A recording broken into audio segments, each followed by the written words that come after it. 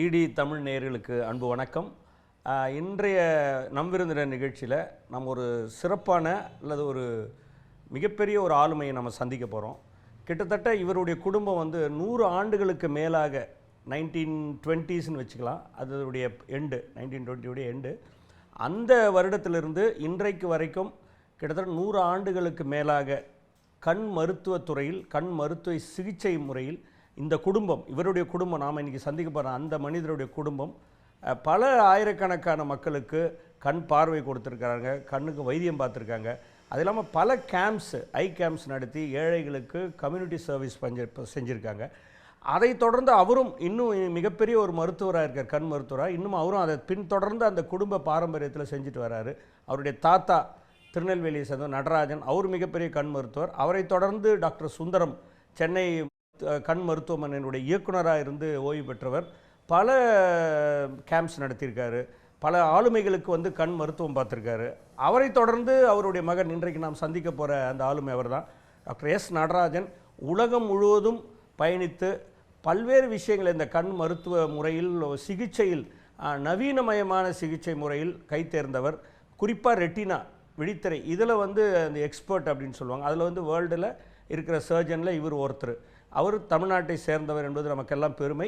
அவர் வாழ்க்கையை வந்து டாக்டர் பத்ரிநாத்னா எல்லோருக்கும் தெரியும், சங்கர் நேத்ராலயுடைய ஸ்தாபகர். அவரோடு பயணித்தவர். அவருடைய அப்பா பெரிய டாக்டர். இப்படி பல உலக அளவில் இருக்க மிகப்பெரிய மருத்துவரோடு பயணித்து இன்றைக்கும் சேவை செய்து கொண்டிருக்கின்ற டாக்டர் எஸ் நடராஜன் அவர்களை தான் நம்ம சந்திக்க போகிறோம். வணக்கம் சார். வணக்கம். அதில் குறிப்பாக என்னென்னா, இப்போ மும்பையில் நீங்கள் இருந்தாலும் கூட சென்னையில் தான் படித்து வளர்ந்தது, பிறந்த எல்லாமே இங்கே தான். ஆமாம். அதுவும் உங்கள் ஃபேமிலியை வந்து நிறைய கேள்விப்பட்டிருக்கோம். ஆமாம். கிட்டத்தட்ட ஒரு 100 ஆண்டுகளுக்கு மேலாக இந்த கண் மருத்துவத்துறையில், கண் மருத்துவத்தில் பல ஆயிரக்கணக்கான பேஷண்ட்ஸுக்கு கண் பார்வை கொடுத்த ஒரு குடும்பம், அதாவது வழிகாட்டின குடும்பம்னு சொல்லலாம். உங்களை சந்திக்கிறது ரொம்ப மகிழ்ச்சி. உங்களுடைய அந்த ஜேர்னி சொல்லுங்களேன். எங்கள் ஆரம்பத்துலேருந்து எப்படி சென்னையில் உங்கள் அப்பா தாத்தா எப்படி, அதை சொல்லுன்னா கொஞ்சம் இன்ட்ரெஸ்டிங்காக இருக்கும். எங்கள் தாத்தா பேர் டாக்டர் எஸ் நடராஜ பிள்ளை. அவர் பிறந்தது பாளையங்கோட்டை. அதுக்கப்புறம் எல்எம்சின்னு லைசன்ஸ் ஷீட் மெடிக்கல் ப்ராக்டிஷனர் வாங்கினார். அதுக்கப்புறம் எல்ஓ லைசன்ஸ் ஷீட் இன் ஆஃப்தால்மாலஜின்னு தஞ்சாவூரில் வேலை செஞ்சுருக்காரு. நம்ம அரசினர் கண் மருத்துவமனையில் 1930 அங்கே வேலை செஞ்சார். ரெண்டாவது வேர்ல்டு வார் ஆரம்பிக்கும் போது 1941 அவர் மதுரைக்கு ஷிஃப்ட் ஆகிட்டார். அப்புறம் எங்கள் அப்பா 1947 அந்த காலத்தில் இன்டர்மீடியட் இருந்துச்சு. அவர் திருச்சியில் சென்ற சேவியர்ஸ் காலேஜில் படிச்சுட்டு இருந்தார். அப்போ வந்து அவருக்கு மெடிக்கல் சீட் வந்து ஸ்டான்லி மெடிக்கல் காலேஜில் கிடச்சிது. அவருக்கு ஆக்சுவலாக ஒரு ஐ டாக்டர் ஆகணுன்னு இன்ட்ரெஸ்ட் இல்லை, பட் சீட் கிடச்சதுனால அவர் உடனே 1947 எம்பிபிஎஸ் ஜாயின் பண்ணிட்டார். அதுக்கப்புறம் அவன் 1955 அவருக்கு டிப்ளமா இன் ஆஃப்தால்மாலஜியும் கவர்மெண்ட் சர்வீஸும் கிடச்சிது. அதனால் கவர்மெண்ட் ஐ ஹாஸ்பிட்டலில் அவருக்கு குவார்ட்டர்ஸ் கொடுத்தாங்க. அது வந்து அந்த காலத்தில் அது மார்ஷல்ஸ் ரோடுன்னு பேர் இருந்துச்சு. இப்போ வந்து லக்ஷ்மிபதி சாலைன்னு ஆகிருக்கு. நம்பர் 10 அது. பட் கவர்மெண்ட் குவார்ட்டர்ஸில் ஒரு 5 வீடு இருந்தது. இப்போ அதெல்லாம் இடித்து பிடபிள்யூடி எடுத்துக்கிட்டாங்க. பட் அதே வீட்டில் எங்கள் தாத்தா 41 வரைக்கும் இருந்தார். 55 இவர் இருந்தார். நான் 57 ஏன்னா தாத்தா மதுரையில் இருந்ததுனால மதுரையில் பிறந்து 57 என்னை இங்கே நவம்பரில் இங்கே கூப்பிட்டு வந்தாங்க. டாக்டர் பத்ரிநாத் மிகப்பெரிய ஒரு ஆளுமை இந்த துறையில். அவரோடு பயணித்த அந்த நேரம், அந்த காலம் உங்களுக்கு எப்படி இருந்தது? அது எப்படி உங்களுக்கு பயனுள்ளதாக உங்கள் தொழில் இன்றைக்கு நீங்கள் இந்த அளவுக்கு இருக்கீங்கன்னா அது எப்படி உங்களுக்கு பயனுள்ளதாக அமைந்தது? அது குறித்து கொஞ்சம் சொல்லுங்களேன் நேயர்களுக்கு. நான் படிக்கும்போது அவரோட ரிலேட்டிவ்க்காக நான் மெட்ராஸ் மெடிக்கல் காலேஜ் செக்ரட்டரியாக இருக்கும்போது வந்து என்னை ஹெல்ப் கேட்டார். உடனே பண்ணி கொடுத்தாரு. ஸோ டிஓ நான் முடித்ததுக்கப்புறம், ஆஃப்தால்மாலஜி டிகிரி முடித்ததுக்கப்புறம் நான் அவர்கிட்ட போய் சொன்னேன், சார் முடிச்சிட்டேன், நீங்கள் ட்ரைனிங் எனக்கு வந்து மைக்ரோ சர்ஜரி ட்ரைனிங் ஒன்றுன்னு கேட்டேன். அவர் சொன்னார், மைக்ரோ சர்ஜரின்னு தனி ட்ரைனிங் கிடையாது. ஏன்னா அப்போ வந்து 72 தான் மைக்ரோஸ்கோப் கவர்மெண்ட் ஹாஸ்பிட்டல் எல்லாத்துக்கும் வந்தது. பட் யாருமே தொட விட மாட்டாங்க அந்த காலத்தில். இவர் டோட்டலாக அமெரிக்கா ட்ரெயினால் என்ன புது இன்ஸ்ட்ருமெண்ட் வந்தாலும், என்ன ஜூனியர் டாக்டர் இன்ட்ரெஸ்ட் இருந்தால் அதை பற்றி படிச்சுட்டு நீங்கள் யூஸ் பண்ணலாம். ஸோ அவர் சொன்னார், என்கிட்ட இது ட்ரைனிங் இல்லை, ரெட்டினாவுக்கு தான் ட்ரைனிங் இருக்குது, ரெட்டினா ஃபெல்லோ நீ ஜாயின் பண்ணிக்கலான்னாரு. அந்த எக்ஸாம் முடித்த அன்றைக்கே நீ ஜாயின் பண்ணுன்னு சொல்லிட்டாரு. அடுத்த நாள் நான் ஜாயின் பண்ணிட்டேன். அதுக்கப்புறம் வந்து அவர்கிட்ட டே அண்ட் நைட் ஒர்க் பண்ணேன். காலையில் சம்டைம்ஸ் 7:30 மணிக்கு வர சொல்லுவார். அதுக்கப்புறம் நைட் 1 மணி ஆகும். 1 மணிக்கு ஏதாவது ஹோம்ஒர்க் கொடுப்பாரு, நீ இந்த மாதிரி இந்த பேஷண்ட் பற்றி படி, இது நம்ம இதெல்லாம் பண்ணணும்னு. ஸோ அப்போ வந்து விட்ரியஸ் சர்ஜரியை மைக்ரோஸ்கோப்பில் பண்ணுவாங்க. இந்த ஸ்க்ளீரல் பக்லிங் ரெட்டினா சர்ஜரி இருக்குது. அதை அவங்க வந்து ஆர்டினரி லூப் போட்டு பண்ணுவாங்க. எனக்கு தேவையில்லை அப்போ. பட் நான் சொல்லுவேன், சார் இவ்வளோ மாதிரி மைக்ரோஸ்கோப்பை நீங்கள் வந்து விட்ரெக்டமிக்கு எனக்கு கொடுக்குறீங்க, இந்த பக்லிங் ஆப்ரேஷன் வெளியில் இருக்குதுன்னு சொல்லிட்டு கொடுக்க மாட்டேங்களா சார், அதை ஆரம்பிக்கணும்னு சொல்லி ஆரம்பித்தோம். ஸோ 85ல் வந்து அந்த நான் தான் ஜோக்காக சொல்லுவேன், ஐயை வந்து நேக்கடாக பார்க்கவே மாட்டேன், ஏதாவது இன்ஸ்ட்ருமெண்ட் வழியாக தான் பார்க்கணும். மைக்ரோஸ்கோப்பு கிளினிக்கில் வந்து ஸ்லெட் லேம்ப் பயோ மைக்ரோஸ்கோப்புன்னு இருக்குது. இப்போ ரெட்டினாவை செக் பண்ணுறதுக்கு ஓசிடி ஆஞ்சியோகிராஃபி அது மாதிரி நிறைய இருக்குது. மைக்ரோஸ்கோப்லேயும் இப்போ 3D வந்துடுச்சு. 3Dனா என்னென்னா இந்த 77 இன்ச் ஸ்க்ரீனில் கண்ணி த்ரூடு அதை வந்து ஃபுல்லாக பார்க்கலாம். அப்புறம் 3D கிளாஸ் போட்டு நான் வந்து ஒரு 30-40 மைக்ரான், அதாவது 1000 மைக்ரான் வந்து ஒரு மில்லிமீட்டருக்கு சமம். அதில் 30-40 மைக்ரான் இருக்கிற ஒரு மெம்பரேனை வெளித்திரையிலேருந்து எடுக்கிறதுக்கு டாக்டர் பத்ரிநாத் எனக்கு ட்ரைனிங் கொடுத்துருக்காரு. ஸோ வேர்ல்டுலேயே இந்த மாதிரி உலகத்துலேயே நிறைய ஆப்ரேஷன் பண்ணது நான் தான். அதே மாதிரி கண்ணில் இன்ஜுரி ஆனால் அது அடிப்பட்டதுக்கப்புறம் கண் யூஸ்வலாக வந்து ரிப்பேர் பண்ணிவிட்டு பார்வை வராது. அந்த மாதிரி பேஷண்ட்ஸுக்கு ஒரு 40 வருஷமாக நான் டாக்டர் பத்ரிநாத் ட்ரைனிங்னால் பண்ணிக்கிட்டு இருக்கேன். இப்போ நீங்கள் பத்ரிகிட்ட டாக்டர் பத்ரிகிட்ட கற்றுக்கிறதுக்கும் அப்பாவுடைய அந்த தாக்கம், ஏன்னா டாக்டர் சுந்தரம்ன்றது வந்து இன்றைக்கி நம்ம கண் மருத்துவமனைக்கு போனாலும் சரி, பிர்லா பிளான்டர் போனாலும் அவருக்குன்னு ஒரு தனி இடம் இருக்குது. அது தமிழக அரசு வந்து அவருக்கு கொடுத்துருக்காங்க. அவருமே அங்கே டைரக்டர் வந்திருக்காரு. கரெக்டு. பல பேஷண்ட்டை வந்து பல ஆயிரக்கணக்கான பேருக்கு அவர் சர்ஜரி பண்ணியிருக்காரு, கேட்ராக்ட் பண்ணியிருக்காரு, சொல்லியிருக்காரு ஒரு தடவை. இந்த 2 பேருக்கு உள்ள இது இப்போ இவர் ஒரு வே ஆஃப் ஒர்க்கிங் ஸ்டைல், அவர் பத்ரி ஒரு ஸ்டைல், இதில் என்ன மாதிரியான இல்லை, அதாவது எங்கள் அப்பா வந்து 1972 கலைஞர் சிஎம் ஆனதுக்கப்புறம் இந்த கண் சிகிச்சை முகாம் ஆரம்பித்தது கலைஞர். அதுக்கு ஃபஸ்ட்டு சிவில் சர்ஜன் இன்சார்ஜ் வந்து அப்பா. ஸோ அதனால் அவருக்கு அப்பா வந்து என்ன பண்ணார், இந்த மாதிரி வேத்து கொட்டுதுன்னு சொல்லி காலையில் 3 மணிக்கு ஓட்டியெல்லாம் ரெடி பண்ணிவிடுவார். 4 மணிக்கு ஆப்ரேஷன் ஆரம்பிப்பாங்க. 11:30 மணிக்குள்ளே முடிச்சிடணும். ஒரு நாளைக்கு 400 ஆப்ரேஷன். அந்த வெயில், ஆமாம், வெயில் நிலமா. அங்கே வந்து ஸ்கூலில் தான் பண்ணுவோம். ஸ்கூலில் க்ளீன் பண்ணி அதுக்கப்புறம் எல்லா இடத்துக்கும் திருப்பத்தூர், இந்த இங்கே கடலூர் வரைக்கும் கூட போய் அந்த மாதிரி எல்லா சின்ன சின்ன கிராமத்துக்கு இந்த பிடிஓ அந்த ஆர்டிஓ அவங்க வழியாக தான் பண்ணுவாங்க. நானும் அப்போ கூட போய் பண்ணுவேன். அப்புறம் எனக்கு சர்டிஃபிகேட் கொடுப்பாரு. அப்புறம் நோட்ஸ் எழுதுவேன். அதை தவிர இந்த 2 கண்ணும் தெரியாமல் இருப்பாங்க, அவங்கள கொண்டு போய் டாய்லெட்டில் விட்டு கூப்பிட்டு வர்றது. அதுக்கப்புறம் சம்டைம் சொல்லுவாங்க, எனக்கு இந்த 10 பைசா கூட இல்லை இந்த கிராமத்துலேருந்து இந்த கிராமத்துக்கு வர்றதுக்குன்னு. அதெல்லாம் கேட்கும்போது நிஜமாகவே கண் கலங்கிடும். அப்பா குறித்து நான் நிறைய கேள்விப்பட்டிருக்கேன். என்னென்னா அவர் வந்து கண் ரொம்ப முக்கியம் அப்படின்னு சொல்லியிருக்காரு. எல்லாரும் என்ன சொல்லுவாங்கன்னா, இதயம் முக்கியம், லிவர் முக்கியம், உடம்புல எல்லாமே தான் முக்கியம். ஆனால் அதில் கண்ணை எப்படி பாதுகாத்துக்கணும் அப்படின்னு, கண்களை பாதுகாப்பது எப்படின்னு ஒரு புத்தகம் போட்டிருக்காரு. பல பேர்கிட்ட அதை கொண்டு போய் சேர்த்துல பல முயற்சியில் செஞ்சுருக்காரு. அது குறித்து உங்ககிட்டே நான் கேட்குறேன், இந்த கண் அப்படின்றது வந்து ஒரு மனுஷனுக்கு எவ்வளவு முக்கியம்? அந்த கண்ணில் பிரச்சனை வந்தால் என்ன மாதிரி சிக்கல்கள் அவங்க சந்திக்கிறாங்க? அது தெரியாமல் மக்கள் எப்படின்னா அவங்களுக்கு என்ன சொல்ல வரீங்க? கண் வந்து பிறந்ததுலேருந்து பார்க்கணும். அதனால தான் எங்கள் அப்பா வந்து கண் ஆஸ்பத்திரியில் இருக்கும்போதில் தமிழ் புக்கில் எழுதினார். அதில் வந்து கண் பாதுகாப்புன்னு ஒரு புக் எழுதியிருக்காரு. அதை வந்து நேற்று அதை பிரிண்ட் பண்ணவர் நேற்று வந்தார். அவர்கிட்ட நான் பேசியிருக்கேன். லேட்டஸ்ட் எடிஷன் போட்டு இப்போ மாடர்ன் ஐ கேரை பற்றியும், இந்த சின்ன வயசு இப்போ வந்து ஒரு புது ப்ராப்ளம் வந்துருக்குது உலகத்தில் இந்த கோவிடுக்கு அப்புறம். அது என்னென்னா டிஜிட்டல் விஷன் சிண்ட்ரோம்னு இருக்குது, கூகுள் பண்ணால் தெரியும். டிஜிட்டல் ஐ ஸ்ட்ரெயின், அதாவது கண்டினியூஸாக மொபைல் ஃபோன், இல்லைனா லேப்டாப், ஐபேட், டிவி கூட பெரிய ஸ்க்ரீன் போட்டிங்கன்னா கண் வந்து தூரமாக பார்க்குற மாதிரி இருந்தால் உங்களுக்கு பரவாயில்ல வராது. பட் என்னன்னா எல்லோரும் இப்படி கிட்ட போய் பார்க்குறாங்க, இல்லை இப்படி கிட்ட பார்க்குறேன். இப்போ ப்ளெயினில் போனீங்கன்னா எல்லோரும் மொபைல் வச்சு பார்க்குறாங்க. அது எனக்கு தெரிஞ்சு டோட்டலி ராங் விஷுவல் ஹைஜீன். இப்போ நம்ம எப்படி பல் தேய்க்கிறது வந்து டென்டல் ஹைஜீனோ, கண் ஹைஜீன் வந்து நல்ல லைட்டில். நான் அந்த ஒரு டாக்டர்கிட்ட நான் தமிழில் கேட்டேன், அந்த கல்யாண மாலையில் பேசினார். அதாவது காலார நடந்து பசியார சாப்பிட்டு அப்புறம் நல்லா தூங்கினா வந்து வியாதியே வராது. அது மாதிரி கண்லேயும் நீங்கள் வந்து ஒன்று வந்து நார்மலாக இமை வந்து மூடுறது திறக்கிறது கொடுத்துருக்காரு கடவுள். அதை பார்க்காம இப்படி பார்க்குறது, அதனால் கண் ட்ரை ஆகிடுது. இப்போ வந்து இப்போ ஏசி ப்ளோ டைரெக்டாக வந்ததுன்னா ட்ரை ஆகி வரும். ஸோ அந்த ட்ரை ஐ சிண்ட்ரோம், டிஜிட்டல் சிண்ட்ரோம் ரெண்டுமே பார்வையை போக வைக்காது. பட் ஆனால் இரிட்டேஷன் கொடுக்கும். இரிட்டேஷன் கொடுத்தா என்ன ஆகும்? பர்டிகுலராக இந்த ஐடி கைஸ் வேலை செய்கிறாங்கல்ல, உலகம் பூரா இருக்கிற சாஃப்ட்வேர் நம்ம இந்தியன்ஸ் தான் பண்ணுறாங்க. பட் அவங்களுக்கு வந்து ஒரு விஷயம் தெரியல. 20-20-20ன்னு எங்கள் அப்பாவும் புக்கில் எழுதியிருக்காரு. அதாவது 20 நிமிஷம் நீங்கள் கம்ப்யூட்டர் பார்த்தீங்கன்னா 20 செகண்டு 20 அடி தூரத்துக்கு பின்னாடி பார்க்கணும். அப்படின்னா இந்த மாதிரி ஒரு ஜன்னலை வச்சு அதுக்கு பின்னாடி நீங்கள் வச்சு ஒரு 20 செகண்ட் அப்படி பார்த்தீங்கன்னா கண் வந்து இப்படி கிட்ட பார்க்கும்போது இப்படி வரும், கண் தூரம் பார்க்கும்போது இப்படி ஆகிடும். ஸோ இந்த மாதிரி இருந்தால் தான் கண் ரிலாக்ஸ்னு அர்த்தம். அது நிறைய பேருக்கு தெரியல. அதனால் சில பேருக்கு ஹெட்டேக் வரும், சில பேருக்கு இரிட்டேஷன் வரும், சில பேருக்கு ட்ரை ஐ வரும். ட்ரை ஐனா அந்த கண்ணில் வந்து ஒரு கிளாண்ட் இருக்குது, அது வந்து நீர் சுரக்கணும். அது வரலைன்னா ட்ரை ஆகிடும். ட்ரையாக இருந்ததுன்னா கண்ணுக்கு ஆக்சிஜன் வராது முதல்ல ஃப்ரண்ட் பகுதிக்கு.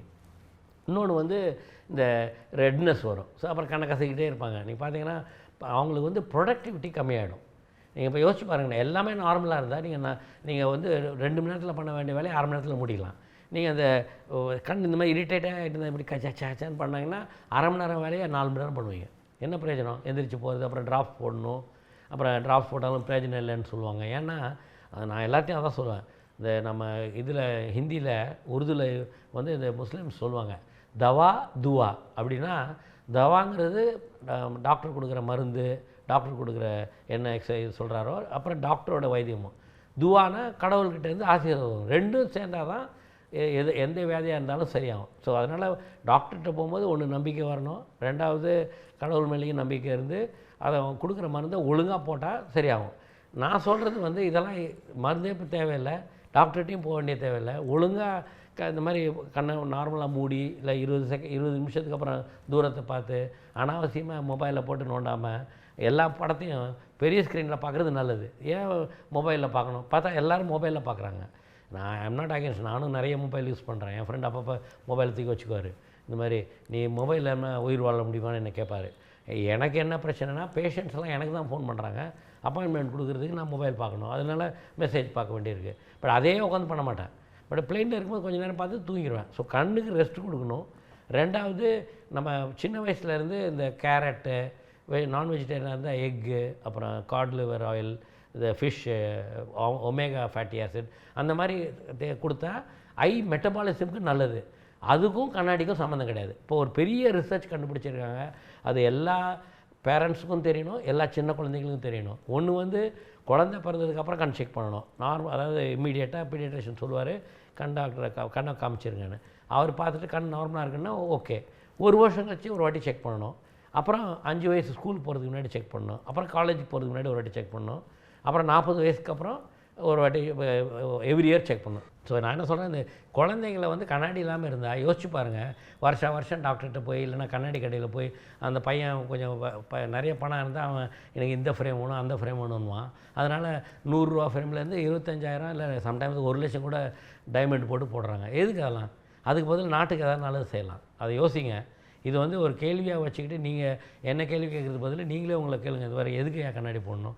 இப்போ 2024 யாரெல்லாம் பிறக்கிறாங்களோ, நீங்கள் வந்து ஆஸ் அ பேரண்ட், அம்மா அப்பாவா தாத்தா பாட்டியாக இருந்தீங்கன்னா உங்கள் குழந்தைங்க எதுக்கு கண்ணாடி வரும்னு யோசிங்க. ஒன்று வந்து இப்போ மொபைலில் யூஸ் பண்ண விட்டால் வரும். ரெண்டாவது நீங்கள் டிவியை பார்க்க விட்டால் வரும். ஏன்னா குழந்தை போய் அப்படி தான் பார்க்கும். நீங்கள் இப்போ தூரத்துலேருந்துலாம் பார்க்காது.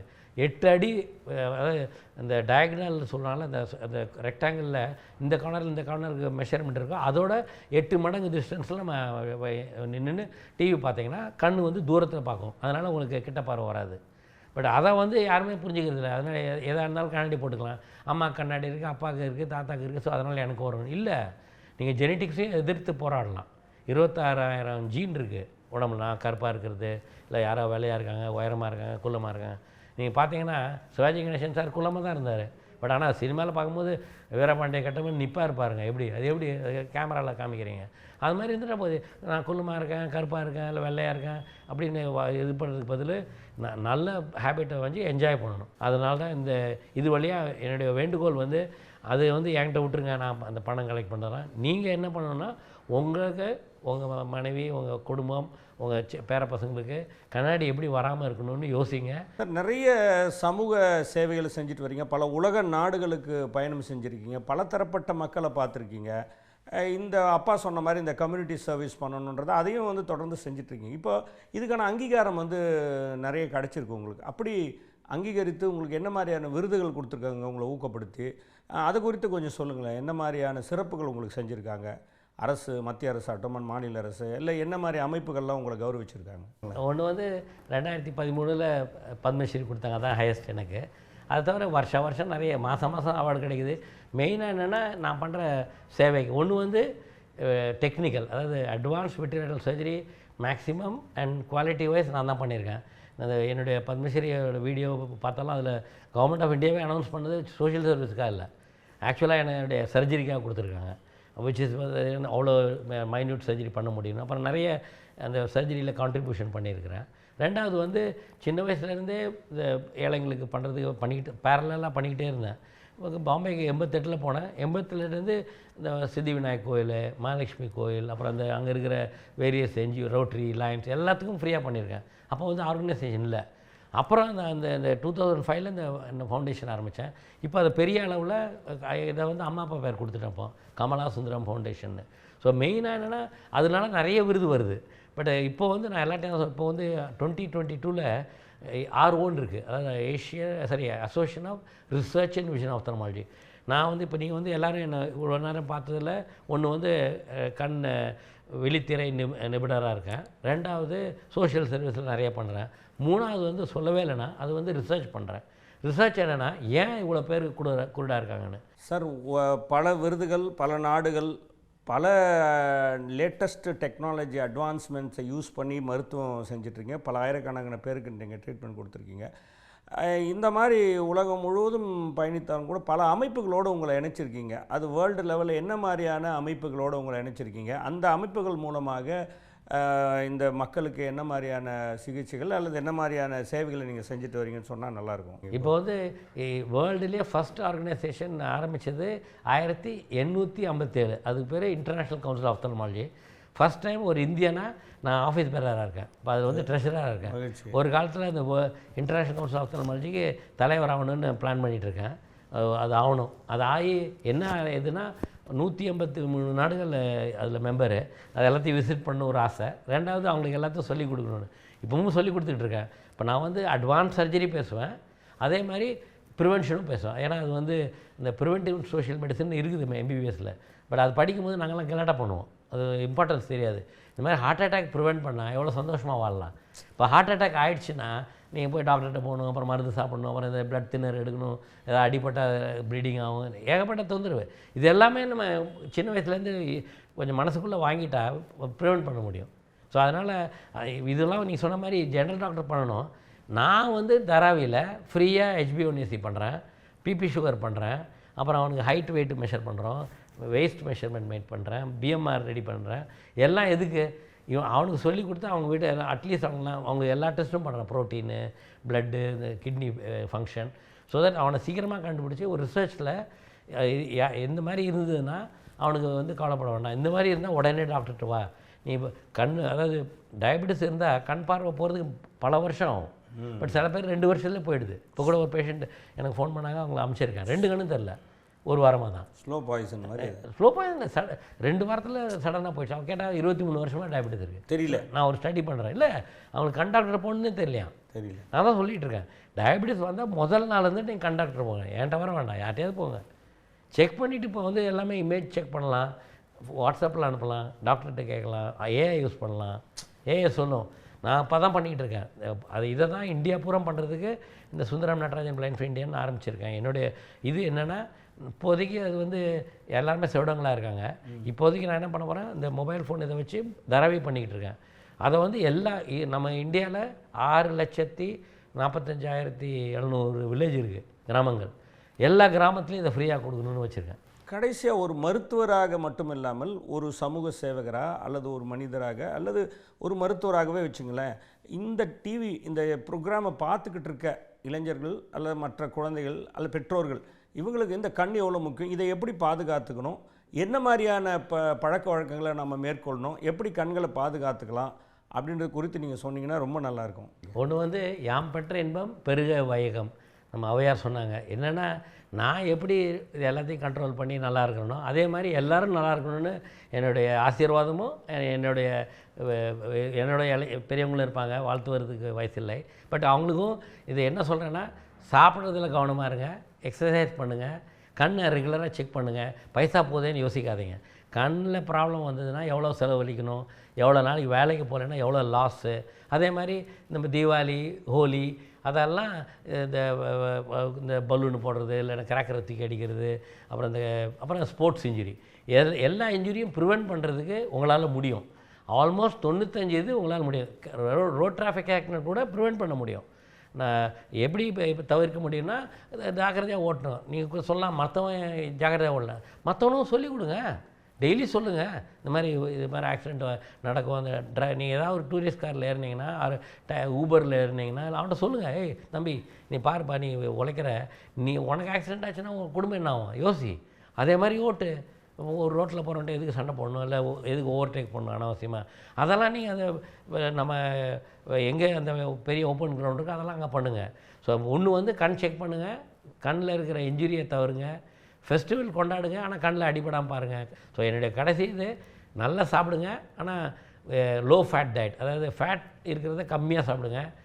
Colourful vegetable, colourful leafy vegetable and லீஃபினா நான் இலை இருக்கிற வெஜிடபிள், கீரை, அப்புறம் அந்த இப்போ இதோடு சேர்றது. அதே மாதிரி கலர்ஃபுல் ஃப்ரூட்ஸு, எல்லா கலரும் சாப்பிட்லாம். அந்த கலர் சாப்பிட்றதுனால கண்ணாடி எடுக்க முடியாது. கண்ணாடிக்காக சின்ன வயசுலேருந்தே இந்த 2 மணி நேரம் சூரிய சன்செட் டைமில் விளையாடணும். சூரிய நமஸ்காரத்தில் ஒன்று சொல்ல விரும்புகிறேன். நானும் சூரிய நமஸ்காரம் பண்ணுவேன், பட் அதை சூரியனை பார்க்கணும்னு அவசியம் கிடையாது. எனி லைட், இந்த லைட்டு கூட நேராக பார்க்கக்கூடாது. லைட் இல்லாமல் நீங்கள் வீடியோ எடுக்க முடியாது, ஃபோட்டோ எடுக்க முடியாது, ரெக்கார்ட் பண்ண முடியாது. கடவுள் நான் தான் சொல்லுவேன், கண்ணுக்குள்ளே லைட் ஃபிக்ஸ் பண்ணல கடவுள். நாங்கள் லைட்டு போட்டு தான் கண்ணை பார்க்கணும், என்ன இன்ஸ்டியூட். ஸோ அதனால் லைட்டை டேரெக்டாக பார்க்கக்கூடாது. இப்போ மேலே லைட் இருக்குது, ஹெட்லைன்ஸ் அதான் கேட்பேன், சார் ஹெட்லைன்ஸ் எனக்கு மேலே அடி. நான் சொன்னேன், ஹெட்லைட் நேராக அடித்தா ஹெட் ஆன் ஆக்சிடென்ட் தான் ஆகும், உயிர் போயிடும். நான் என்ன அர்த்தம்னா, கார் இந்த ரோட்டில் வரும், நீங்கள் நேராக பார்த்தீங்கன்னா லைட்டு கூசும், லைட் பார்க்கக்கூடாது. ஏன்னா நீங்கள் அந்த காலத்தில் பார்த்தீங்கன்னா இந்த மேக்லெட் டிஜெனரேஷன் கிடையாது.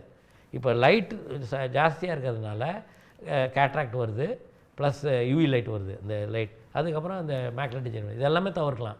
க்ரீன் லீஃபி வெஜிடபிள்ஸ்னாலையும் மேக்லெட் டிஜெனரேஷன் தடுக்க முடியும். பல விஷயங்களை சொன்னீங்க. வெறும் ஒரு கண் மருத்துவராக கண் சம்மந்தப்பட்டது மாத்திரம் சொல்லாமல், சமூகத்தில் என்னென்ன புரையோடல்கள் இருக்குது, சமூகத்தில் எப்படி கேர் எடுத்துக்கணும், சமூக பார்வையில் கம்யூனிட்டி சர்வீஸ் நாமளுக்கு மாத்திரம் இல்லாமல், நாம் மாத்திரம் வாழாமல் குடும்பம்ன்ற பார்த்துக்காம சமூகம் நம்முடைய குடும்பமாக ஏதோ ஒரு விஷயத்தை நம்ம பண்ணிகிட்டே இருக்கணும். கண் தானமாக இருக்கட்டும், அல்லது கண்களை பாதுகாத்துக்கிறதுக்கு நாம் தெரிஞ்சவங்கக்கிட்ட பார்த்துக்கோ அப்படின்னு நம்மக்கிட்ட வர டிரைவரோ அல்லது நம்ம வீட்டில் வேலை செய்கிறோம் யார்கிட்ட இருந்தால் அதை ஏன் அவங்களுக்கு சொல்லணும்னு இல்லாமல் அது ஒரு மெசேஜ், அது ஒரு சர்வீஸ் தான். அது மாத்திரம் இல்லாமல் மிகப்பெரிய ஆட்களை ஆளுமைகளோட இந்த மருத்துவத்துறையில் நீங்கள் பயணிச்சிருக்கீங்க. அது ஒரு பெரிய மோட்டிவேஷன். அதாவது நீங்கள் ஒரு ஒரு ஒரு தகவலை எழுதிக்கணும், அது ஒரு ஹேபிட், அது ஒரு ஹேபிட்டாகவே மாற்றிட்டா வாழ்க்கை வந்து ரொம்ப மகிழ்ச்சியாக இருக்கும். பின்னால் வரப்போகிற கஷ்டத்தை தடுக்கிறதுக்கு முன்னாலே நம்ம சில விஷயங்களை செய்யணுன்றத பல விஷயங்களை ஷேர் பண்ணிக்கிட்டீங்க. கிட்டத்தட்ட ஒரு 100 வருஷம் வந்து உங்கள் குடும்பம் வந்து பல பேருக்கு ஒளி கொடுத்துருக்கு கண்களில். அது வந்து ஒரு டாக்டராக ஒரு ப்ரொஃபஷனலாக இருந்தாலும் கூட அந்த ஒரு எத்தனையோ பேர் பார்வை கிடச்சிருக்கும். இப்போ இந்த இன்டர்வியூ பார்த்துட்டு இருக்கவங்க கூட அந்த ஞாபகம் வரலாம். இன்னும் சில பேர் உங்கள் அப்பா கிட்ட வைத்தியம் பார்த்தவங்களும் இருப்பாங்க, எத்தனையோ ஏழைகள் இருப்பாங்க. அந்த மாதிரி கம்யூனிட்டி சர்வீஸ் பற்றி சொன்னீங்க, ரொம்ப மகிழ்ச்சி. அதாவது உங்களை பார்க்கும்போது இன்றைக்கி இருக்கிற யங் டாக்டர்ஸ், கண் மருத்துவராக மாறக்கூடியவங்க அல்லது மாறிட்டவங்க வந்து உங்களுடைய தகவல்கள் மூலமாக சில மாற்றங்களை செஞ்சுக்குவாங்க. அவங்களும் வந்து கம்யூனிட்டி சர்வீஸ் பண்ணுவாங்க. ஒளி உள்ள ஒரு பாரதமாக, அதாவது எல்லோருமே கண்ணாடி அணியாத ஒரு இந்தியா உருவாகணும்னு சொன்னீங்க. டிடி தமிழ் நேயர்களுக்கு பல நல்ல விஷயங்களை பகிர்ந்துக்கிட்டீங்க. உங்கள் வாழ்க்கை ஒரு பாடமாகவும் இருக்கும். மேலும் உங்களுடைய திட்டங்கள், உங்களுடைய எதிர்கால திட்டங்கள், விஷன் இருக்குது நிறைய. இந்த 33,000 கோடி கலெக்ஷன், அது காஷ்மீர் டு கன்னியாகுமரி மாதிரி, அது எல்லோருக்கும் அந்த பார்வையோடு இருக்கணும், மகிழ்ச்சியாக இருக்கணுன்றது. இவ்வளோ நேரம் இருந்தாக்க உங்களுக்கு நேயர்கள் சார்பாக நன்றியை தெரிவிச்சுக்கிறேன். நன்றி.